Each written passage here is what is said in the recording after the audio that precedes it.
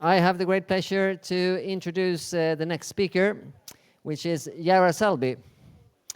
She's a social justice advocate with a powerful history in the animal rights movement, including facing incarceration during a violent state crackdown on the anti-vivisection movement.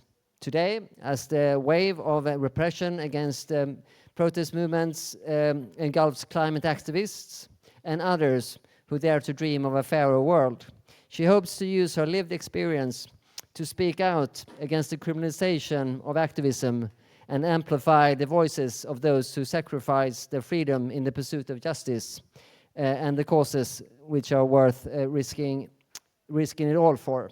In her presentation, Gerrah will examine the parallels between historical movements and current activism, shedding light on the criminalization of protest and offering insights into building resilient movements despite repression. Help me to give a warm welcome to Gerrah Selby.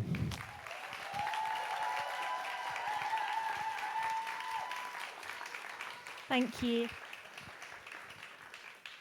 I just want to apologize in advance. I'm not a public speaker. I have not given many talks before, and I'm a bit nervous.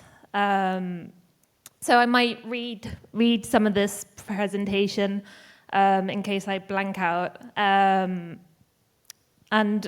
also, I spent some of my formative years growing up in a prison, so my social skills are a bit questionable at best.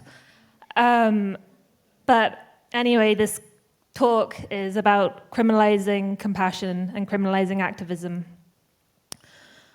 So, as I've just explained, I was sentenced to 4 years in prison for my animal rights activism.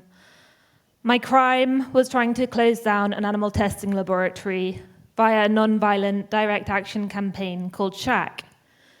Today, few people will have ever heard of this campaign, and in part, that's because of how successful the repression was against the movement, that it basically silenced an entire generation of activists. And the severity of the repression was largely driven by how successful the campaign was, that it terrified an entire industry into pressuring the government into redrafting laws and imprisoning non-violent protesters. So I'm not going to stand before you and try and claim I was the brains behind the SHAC campaign. I joined it years after it had started. Instead, I was a teenager who admired this campaign from afar, and I got involved as soon as I was able to at 18 in 2006. And less than a year later, I was caught up in a governmental conspiracy to silence the SHAC campaign. And that's what I'm going to talk to you about today, how the state portrayed non-violent activists as criminals, thugs, and terrorists, and how when we were sentenced to decades in prison, there wasn't even a whisper of concern from the mainstream media. So I've been told that a good place to start is the beginning. So to explain a little bit about what the SHAC campaign was, it had one goal, which was to close down a laboratory, a contract research laboratory called Huntingdon Life Sciences, which means because it's a contract research facility that they will do any experimentation that they're paid to do. So this meant testing anything from pharmaceutical products to oven cleaners to artificial sweeteners to pesticides. And of course, every single animal that entered the gates of Huntingdon Life Sciences came out in a body bag. The very first time I watched the video footage from Huntingdon Life Sciences, I was trembling as I was watching it, the tears rolling down my face, and I couldn't stop crying at what I was seeing. I bore witness to the absolute misery that is the existence and the life of every single animal trapped inside a laboratory, behind closed doors, barbed wire fences, and hidden behind soundproofed walls. And I watched, feeling powerless, as I saw workers shaking puppies by the scruffs of their neck, punching them in the face because they were angry because the puppies were too young, that they couldn't find a vein big enough to inject them with. And I watched as they forced tubes down the throats of puppies and heard them screaming out in pain as they had poisons forced down their throat and chemicals poured into their stomachs chemicals that would cause those animals to vomit, to bleed on the cages on the floors of their cages, and eventually to die trembling alone. And that day I made a promise to those animals inside Huntingdon Life Sciences that I would do everything within my power to help them. It was a promise that would lead me to a prison cell. So the Shack campaign decided early on that standing outside the laboratory every day wasn't going to have much of an effect. So instead it involved tertiary targeting, which meant taking down any company that was dealing with Huntingdon Life Sciences and asking them to divest from the laboratory. This meant targeting its service providers, the people who are providing Huntingdon Life Sciences with its banking services, with its insurance services, its suppliers, the people supplying them with laboratory cages, the people supplying them with cleaning products, even their toilet roll. And it also, of course, involved taking on their customers, the massive, giant pharmaceutical companies and agricultural companies who are paying for Huntingdon Life Sciences to do their dirty work.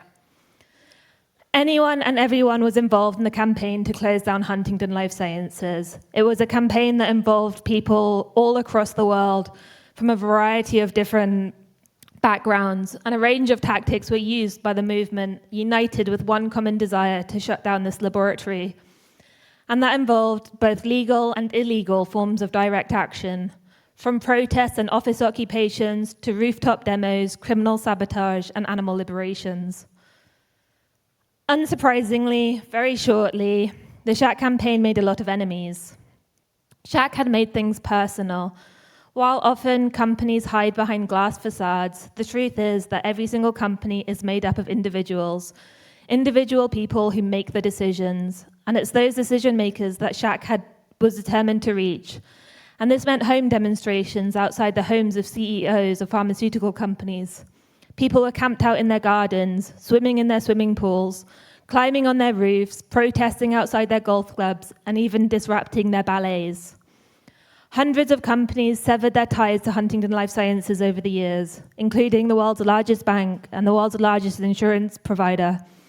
Shack had identified the cracks in the system, that these companies are not invincible. And soon these powerful companies began to band together to put pressure on the government to dismantle our campaign. Pharmaceutical companies began to threaten the British government that unless they took action to crack down on activists, the pharmaceutical companies would leave the UK, which would cost the British economy billions.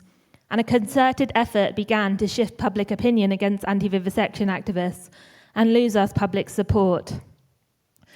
The BBC ran a 3-part soap opera dedicated to a fictional animal rights bombing campaign that involved people being maimed and killed by animal rights activists. Of course, we know that animal rights activists have never killed anyone, but that didn't stop the media and the politicians putting out this image that activists were something to be scared of. Lobbying groups lobbied press, politicians, and human rights groups so that when they finally enacted the legislation, very few people spoke out or showed any concern about it. Undercover police and corporate spies acted as agent provocateurs.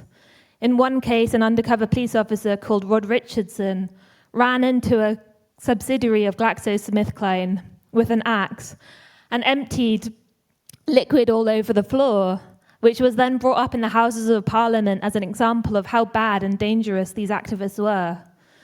Adrian Radford, a corporate spy, was implanted in the Shack campaign.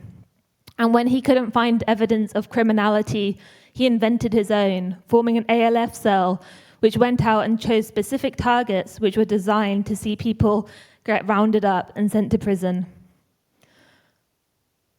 Legislation was introduced and amended which criminalized activists and outlawed office occupations, home demos, and conference disruptions. And Huntingdon Life Sciences bought one of the most restrictive court injunctions ever imposed in Britain. And other companies followed suit, going into the civil courts and paying millions for court orders which would prevent activists from protesting outside their facilities more than a few times within a certain month, which prevented us from wearing costumes or using loudhailers, which limited how many people were allowed to attend a protest.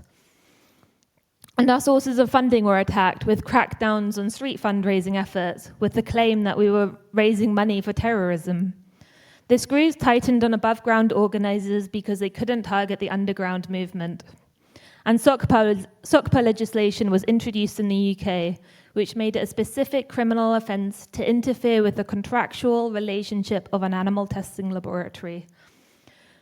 It made it a crime to protest against vivisection, and it was the only industry where you were facing a prison sentence. And if you did the same action against, say, for instance, an arms dealer or any other industry, you weren't facing the same consequences as for the anti-vivisection movement. And so it was in this environment that I decided would be a great time to become an animal rights activist. I joined in 2006. There I am. And on the very first protest I attended in the UK, after having moved there, I was arrested. And I hadn't done anything, I promise. All I had done was hold a placard on the side of a public road. And for this, I was being put in handcuffs, taken away to a police station where I had my DNA taken, my fingerprints taken, and I was held in a police cell for over 12 hours before they let me out in the middle of the night, about 2 a.m., and made me walk home. And this display from the police seemed designed to intimidate us. Every single person who had attended that protest, it was a completely peaceful protest. There were only 5 of us. We were all teenagers, and it seemed designed to intimidate us into inaction. And I resolved that day that I didn't want to let them win. And so I decided to join the Shack campaign full-time, and for 10 months, every single day, I was working to close down Huntington Life Sciences. Of course, this story doesn't end very happily, as 10 months later, I awoke to the sound of glass smashing downstairs. I heard the thuds of officers' boots come stomping up the stairs and the screams of police, police, police. And I watched in a sleepy haze at 5:30 in the morning as a bunch of officers came charging through my bedroom door that I'd just kicked down, and they dragged me out of bed and they told me they were arresting me for 3 separate charges, carrying a total of 24 years in prison. And so it's why I'm here today, is because I think what happened to the Shack campaign is now happening across the world with other movements.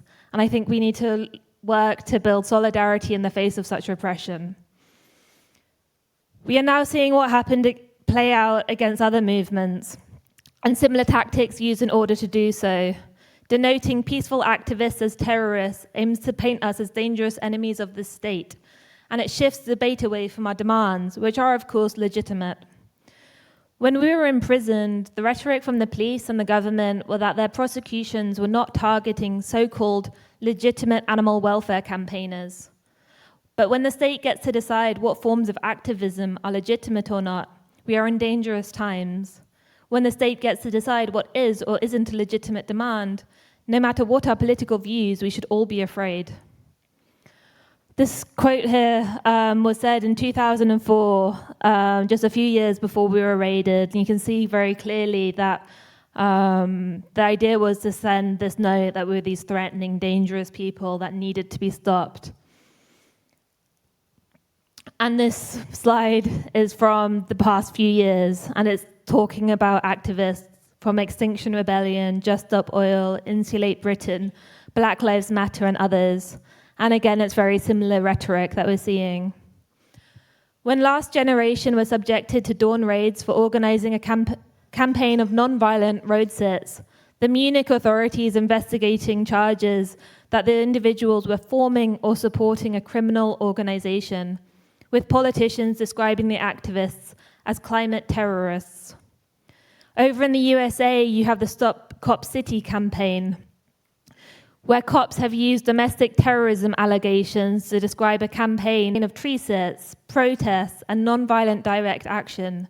This sort of rhetoric led to the slaying of Manuel Terán, an activist who was murdered by 13 bullets while they were sleeping in their tent. And you have the imprisonment of Jessica Reznicek, who was imprisoned as a terrorist for trying to protect our water and for sabotaging oil pipelines. Throughout the world, we are seeing activists be rebranded as criminals and terrorists in an attempt to sway the court of public opinion away from us. But while our prisons are filling with activists, I ask the question, when will they raid the headquarters of the companies who are complicit in the destruction of our planet? When will they seize the money of the companies and banks who make money on the backs of our future? And when will the CEOs of companies who conspire to murder and kill, when will they face their conspiracy trials?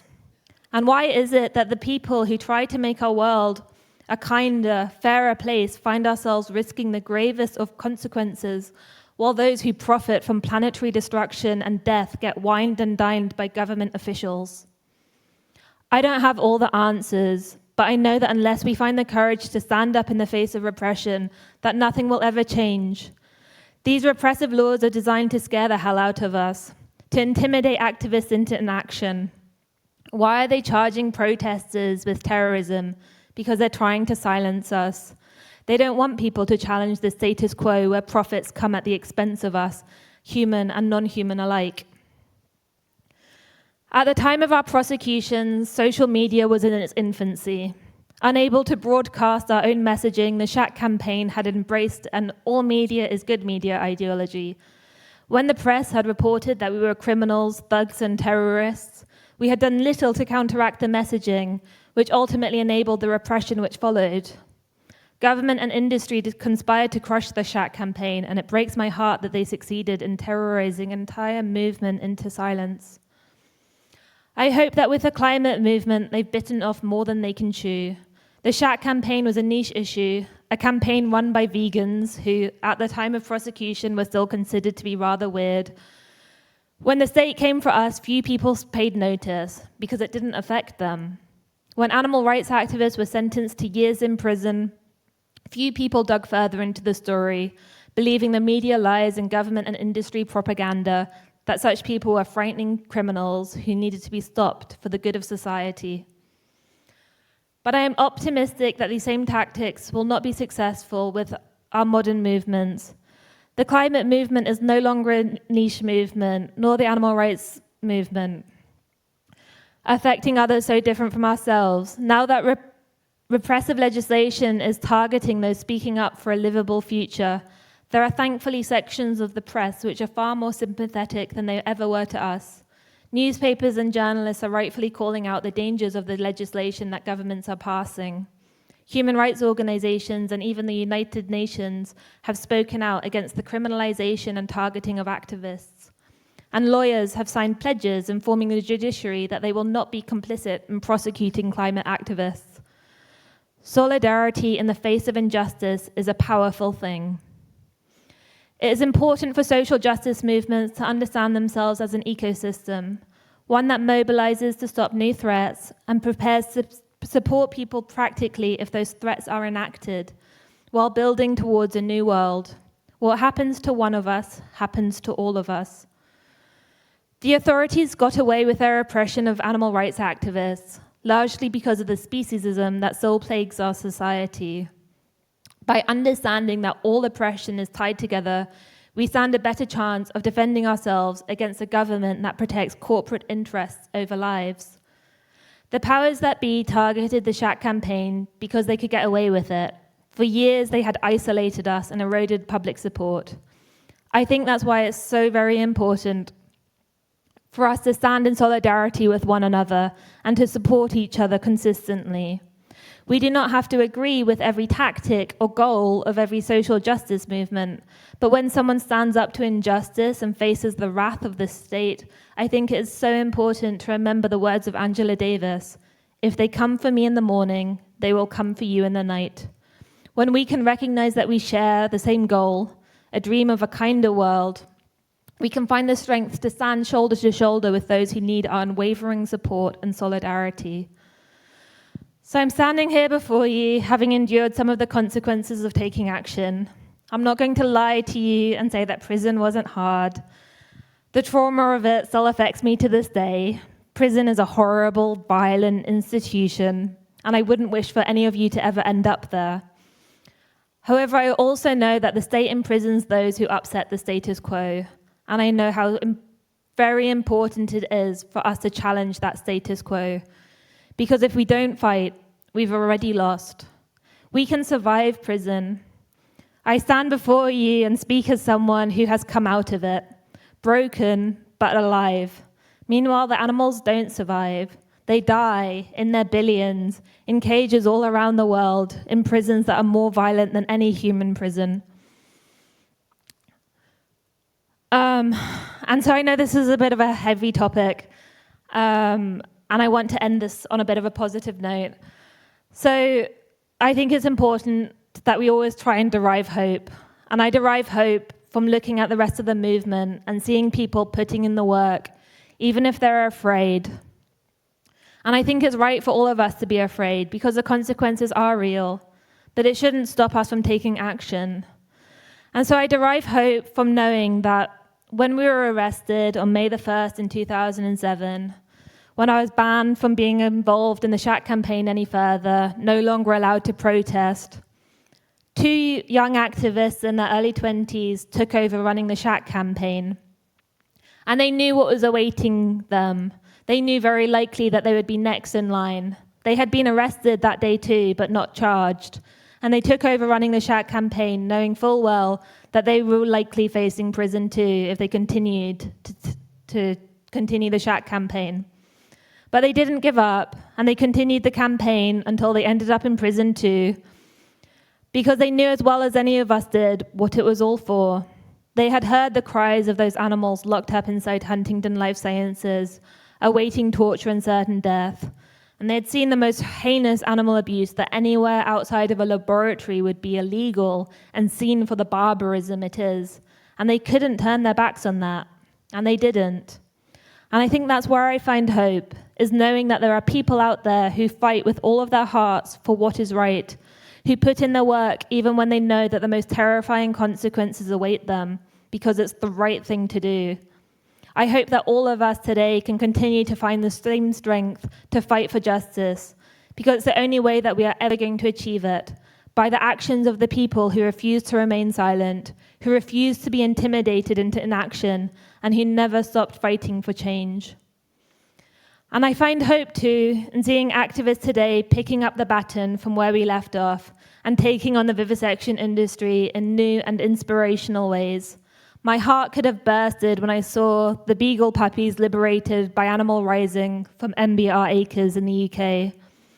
And so that's where I derive the most hope for our future, knowing that our love for each other and for justice and for the causes that we care about is stronger than any prison bars could ever wish to be. Thank you.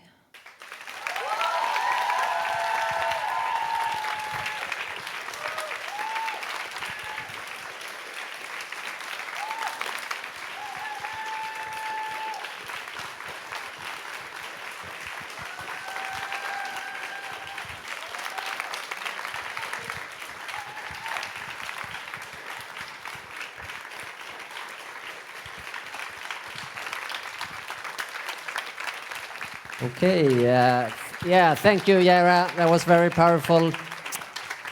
Thank you. And I want to check if there was any questions or reflections that you might have about this, and to Gerrah. Yes. Let's see one here.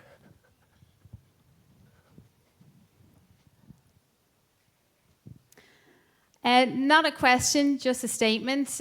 Gerrah, you're awesome. Thank you for all you've done and what you continue to do.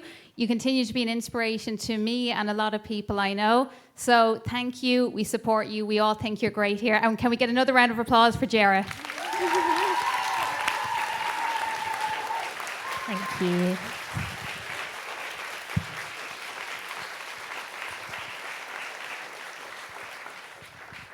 Thank you. Anyone else?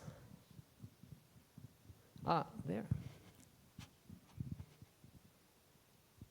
Thank you so much, and thank you for bringing this up now, especially like we've seen all the like new legislations popping up, and it's quite concerning to see like what started back then is actually like really come kind of full circle now. And that just like talking about the history of animal rights also makes one wonder like how hypocritical some of society's perceptions of activism are when we think back, for example, to the UK alone, like the suffragettes, like their actions, what they did, and then people just cracking out on people who really haven't done anything that would be deemed as violent.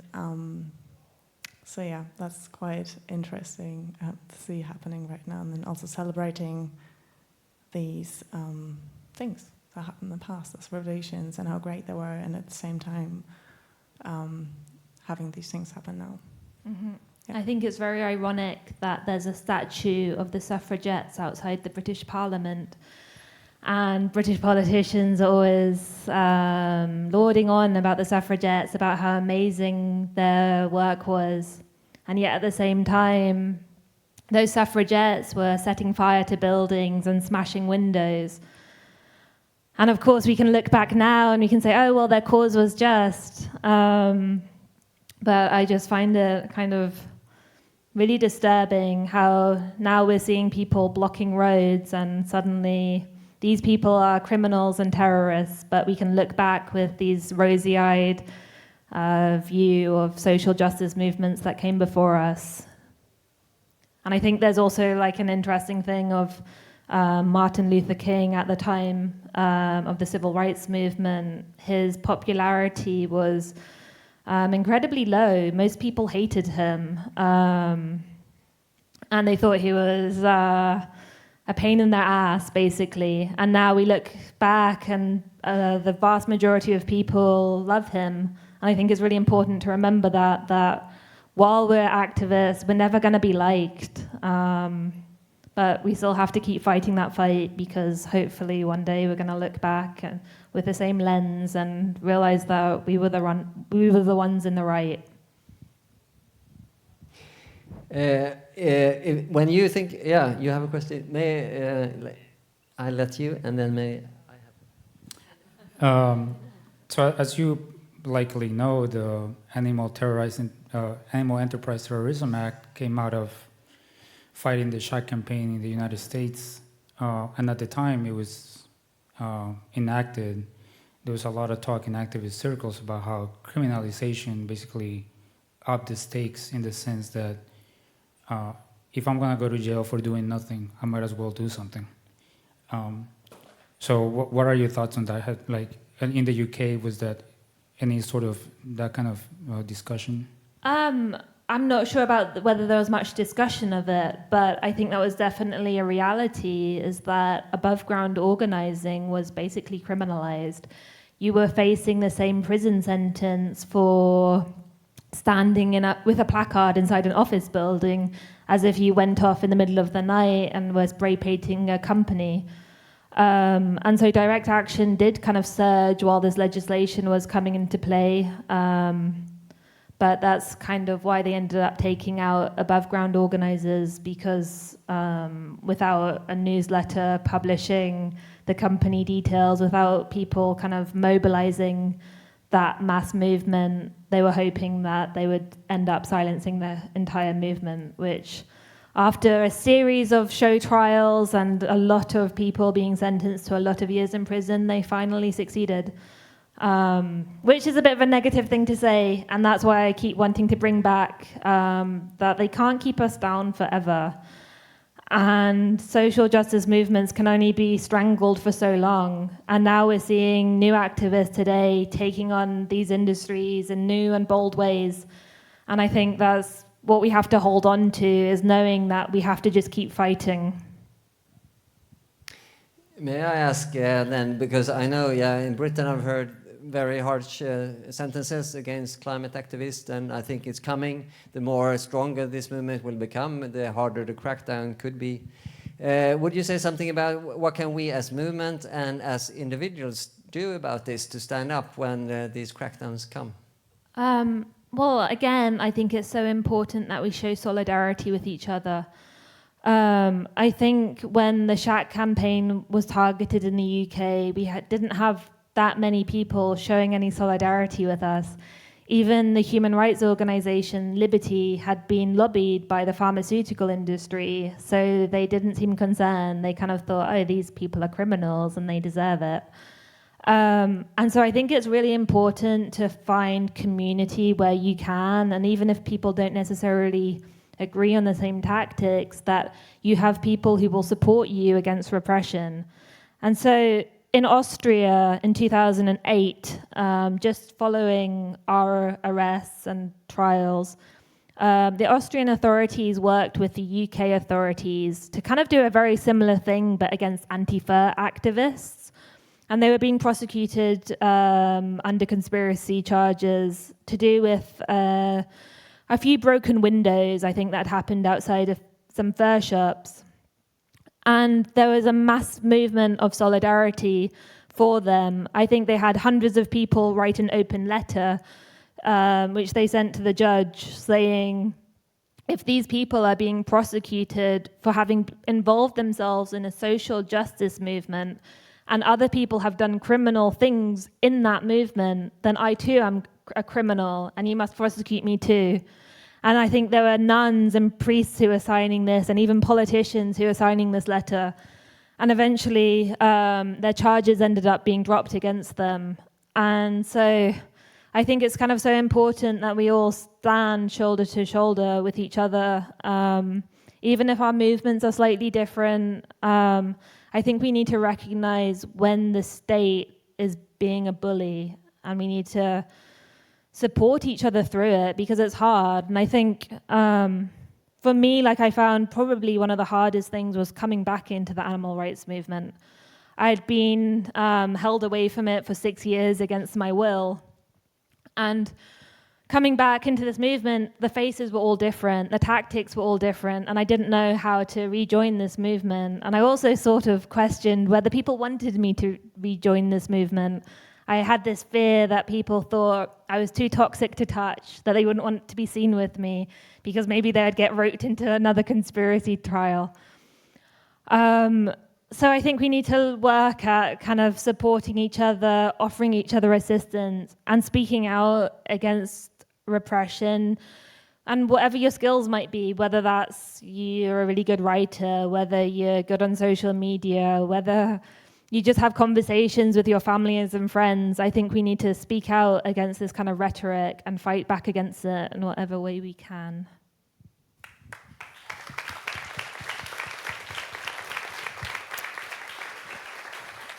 We have a few minutes left. Anyone else? Yeah.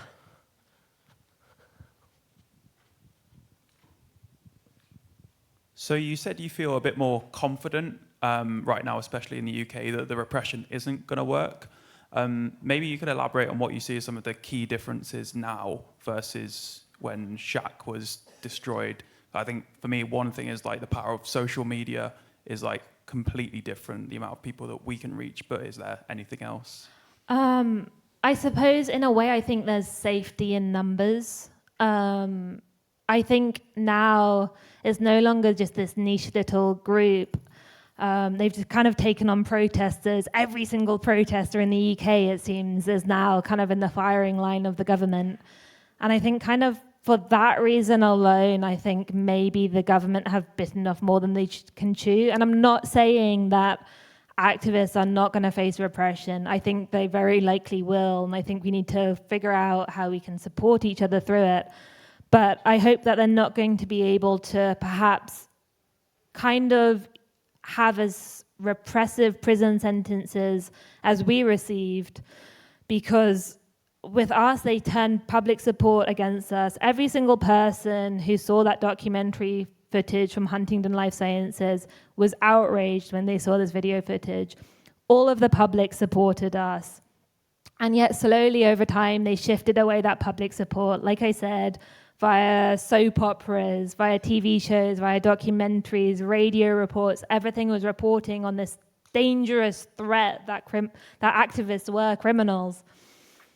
And I think that now there's a little bit more acceptance, I think, from the public that perhaps as much as people blocking roads might be a bit of a nuisance, that we're clearly not terrorists, and that is a very big leap of the imagination to try and portray us as such.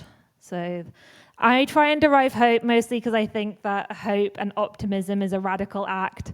And I think that we need to hold on to hope, because if we give in to despair, then again, they've won. So sometimes I don't always feel hopeful, but I just know that we can come back from it, whatever they do to us. I'm here before all of you today. I'm back involved in the animal rights movement. They can only keep us down for so long, either as individuals or as a movement. Yeah. Isn't that a great note to end on? I want to thank you so much, Gerrah, for your service.